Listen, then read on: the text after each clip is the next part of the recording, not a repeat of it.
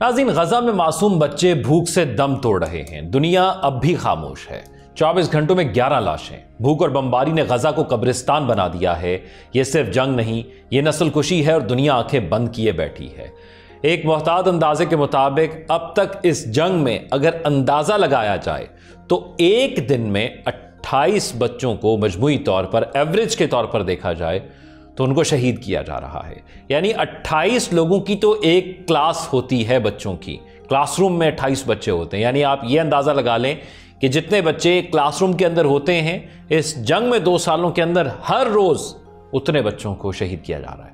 یہ صرف غزہ کا محاصرہ نہیں ہے، یہ انسانیت کا گلا گھونٹا جا رہا ہے۔ غزہ کے آسمان پر بارود، زمین پر بھوک اور انسانیت کہیں دکھائی نہیں دیتی۔ آپ دیکھ رہے ہیں 92 ڈیجیٹل اور میں ہوں ذوق احمد۔ ناظرین، غزہ میں گزشتہ 24 گھنٹے کے دوران 11 بچے بھوک کی وجہ سے شہید ہو گئے ہیں۔ غیر ملکی میڈیا رپورٹس کے مطابق قحط زدہ علاقوں میں بھوک سے شہید ہونے والوں کی مجموعی تعداد 251 ہو گئی ہے۔ 18 مارچ سے اب تک اسرائیلی حملوں میں 10,362 فلسطینی شہید ہو چکے ہیں۔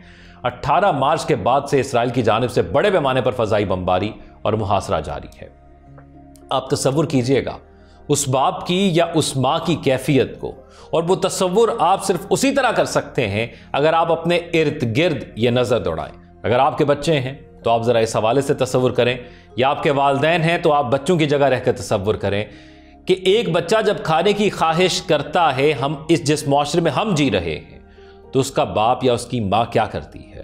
رات کو 2 بجے بھی اٹھ کر کہتا ہے کہ مجھے یہ کھانا ہے، تو اس کا باپ اس کو یا منگوا کے دیتا ہے یا اس کی ماں اس کو پکا کر دیتی ہے۔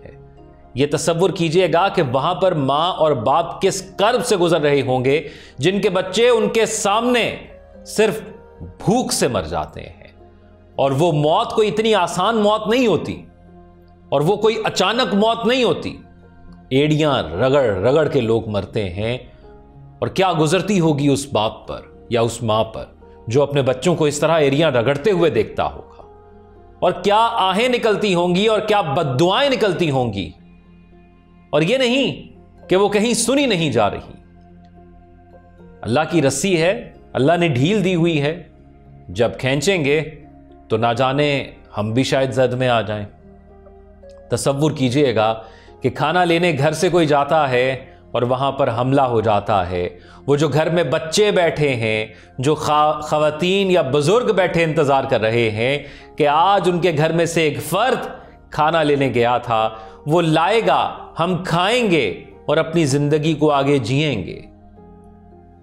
اس کی لاش آتی ہے، اور کبھی کبھی تو لاش بھی نہیں آتی، صرف خبر آتی ہے، اور وہاں پر کیا کیفیت ہوگی۔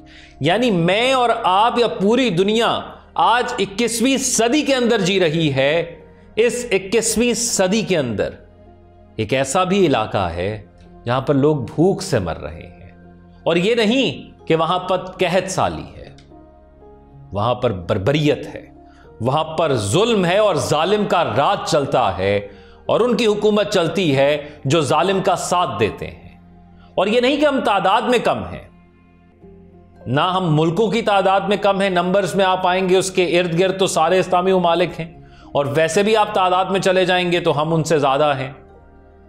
لیکن مسئلہ یہ ہے کہ سب نے اپنی آنکھیں بند کر لی ہیں، سب رات کو پیٹ بھر کر کھانا کھاتے ہیں، لیکن کوئی نہیں سوچتا کہ وہاں آج بھی بھوک سے نہ جانے کتنے بچے، کتنے جوان، کتنے بزرگ اپنی زندگی سے ہاتھ دھو بیٹھے ہوں گے۔ اسرائیلی حملے دوسری طرف جاری ہیں اور بھوک کی صورتحال ایک اور طرف جاری ہے۔ اب اسرائیلی حملوں میں زخمی فلسطینیوں کی تعداد 43,619 تک پہنچ چکی ہے۔ اسرائیل نے 18 مارچ کو جنگ بندی توڑ کر غزہ کا مکمل محاصرہ کر لیا تھا، اور فلسطینیوں پر یہودی آبادکاروں کے حملے بھی جاری ہیں۔ اسرائیلی آبادکاروں نے شمالی وادی اردن میں فلسطینی خیموں پر دھاوا بولا۔ الفریسا گاؤں میں مسلح یہودی آبادکاروں نے فلسطینی شہریوں کے خیمے لوٹ لیے۔ یہودی آبادکاروں نے چند روز پہلے بھی فلسطینیوں کے خیموں پر دھاوا بولا تھا۔ ادھر حماس کے ہاتھوں یرغمال اسرائیلی شہریوں کے اہل خانہ نے ملک گیر ہڑتال شروع کر دی ہے۔ یہ ایک وہ واحد امید ہے جو ہمیں کہیں نہ کہیں نظر آتی ہے، اور کیونکہ یہ وہ لوگ ہیں جن کے گھر والے، جن کے پیارے حماس کی قید میں ہے اور حماس صرف یہ کہتی ہے کہ اس کے بدلے ہم ایک امن معاہدہ چاہتے ہیں۔ اور یہ جو لوگ ہیں جو بار بار نیتن یاہو کے گھر کے باہر احتجاج کرتے ہیں، ان کا یہ مطالبہ ہے کہ نیتن یاہو غزہ جنگ بندی معاہدہ کرے۔ حماس کے ہاتھوں یرغمال اسرائیلی شہری ایٹکس ہارن کے والد ایٹن ہارن نے گزشتہ روز اسرائیلیوں سے ملک گیر ہڑتال میں شامل ہونے کی اپیل کی تھی۔ ایٹن ہارن کا کہنا تھا کہ کل اسرائیل میں معمولات زندگی رک جائیں گے اور میں سب کو ملک گیر ہڑتال میں شامل ہونے کی دعوت دیتا ہوں۔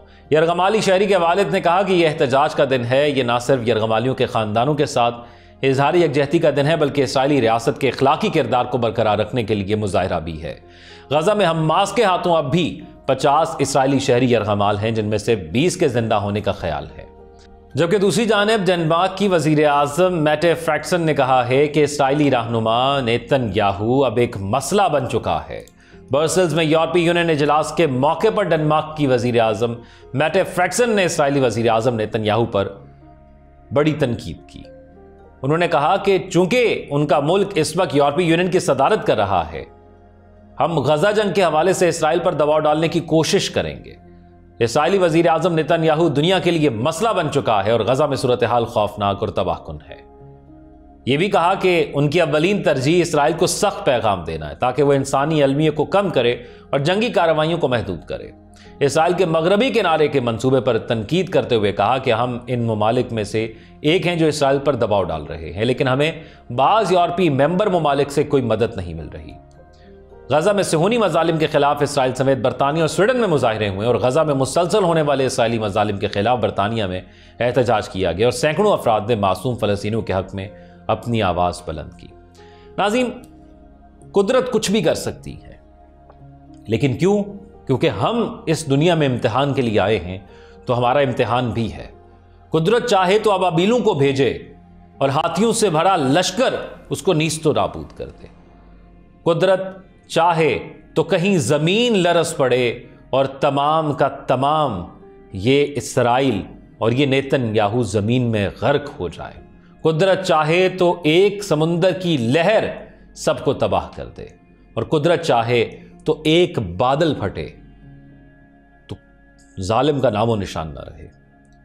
لیکن قدرت نے جس امتحان کے لیے ہمیں دنیا میں بھیجا ہے، یہ اس امتحان کی گھڑی ہے، کیونکہ یہ تو عارضی ہے سب کچھ، اور یہ تکالیف بھی عارضی ہیں، یہ دنیا بھی عارضی ہے، یہ مسائل بھی عارضی ہیں۔ لیکن امتحان ہے کس چیز کے لیے؟ اس مستقل زندگی کے لیے۔ تو کیا ہم اس مستقل زندگی کی اس آزمائش میں کامیاب ہو رہے ہیں؟ اس سوال کا جواب آپ کمنٹ سیکشن میں ضرور دیجیے گا، لیکن ذرا کچھ اور تفصیل سے بات کریں جو کہ تازہ ترین معاملات چل رہے ہیں۔ اس میں سے یہ بھی ہے کہ غیر ملکی میڈیا کے مطابق انگلینڈ میں رائل ایئر فورس بیس کے باہر سینکڑوں افراد نے حکومت سے اسرائیل کو ہتھیاروں کی فراہمی روکنے کا مطالبہ کیا ہے۔ ادھر فن لینڈ میں فلسطینی حامیوں نے اسرائیل کو ہتھیار فراہم کرنے والی کمپنی کے شیشوں کو سرخ رنگ سے رنگ دیا ہے۔ اس کے علاوہ سویڈن میں بھی فلسطینیوں سے اظہار یکجہتی کیا گیا ہے۔ اسرائیلی فوج کے ہاتھوں شہید ہونے والے صحافیوں کی یاد میں مارچ کیا گیا اور مظاہرین نے غزہ میں نسل کشی بند کرنے کا مطالبہ کیا۔ اسرائیل میں بھی حکومت کے خلاف ہزاروں افراد سڑکوں پر نکلے۔ تل ابیب میں مظاہرین نے اسرائیلی فوجی ہیڈ کوارٹرز کے باہر مظاہرہ کیا اور یرغمالیوں کی رہائی کے لیے حماس سے معاہدہ کرنے کا مطالبہ کیا۔ پاکستان نے گریٹر اسرائیل اور فلسطینیوں کی جبری بے دخلی کی سازش مسترد کر دی۔ پاکستان نے گریٹر اسرائیل کی نام نہاد فرضی ریاست کے قیام اور غزہ سے فلسطینیوں کو جبری بے دخل کرنے کی اسرائیلی سازش کی شدید مذمت کرتے ہوئے اسے مسترد کیا، اور ترجمان دفتر خارجہ نے ایک بیان میں کہا کہ پاکستان بین الاقوامی برادری پر زور دیتا ہے کہ وہ ایسے اشتعال انگیز تصورات کو یکسر مسترد کرے جو بین الاقوامی قانون، اقوام متحدہ کے چارٹر کے اصولوں اور متعلقہ اقوام متحدہ کی قراردادوں کی کھلی خلاف ورزی ہے۔ ترجمان نے کہا کہ ایسے بیانات مقبوضہ قوت کے غیر قانونی قبضے کو مزید مستحکم کرنے کی خواہش کا اظہار ہے۔ نیز خطے میں پائیدار امن اور استحکام کے حصول کے لیے تمام بین الاقوامی کوششوں کے لیے اسرائیل کی مکمل بے حسی کو بھی ظاہر کرتے ہیں۔ ترجمان دفتر خارجہ کا کہنا تھا کہ بین الاقوامی برادری کو فوری اور ٹھوس اقدامات کرنے چاہیے تاکہ مقبوضہ طاقت کو خطے کو مزید غیر مستحکم کرنے سے روکا جا سکے اور فلسطینیوں کے خلاف جاری اس کے مظالم اور جرائم کو ختم کیا جا سکے۔ ناظرین، یہ ہے تازہ ترین صورتحال۔ آپ اپنی رائے سے کمنٹ سیکشن میں ضرور آگاہ کیجیے گا۔ اپنا خیال رکھیے گا، مجھے دعاؤں میں یاد رکھیے گا۔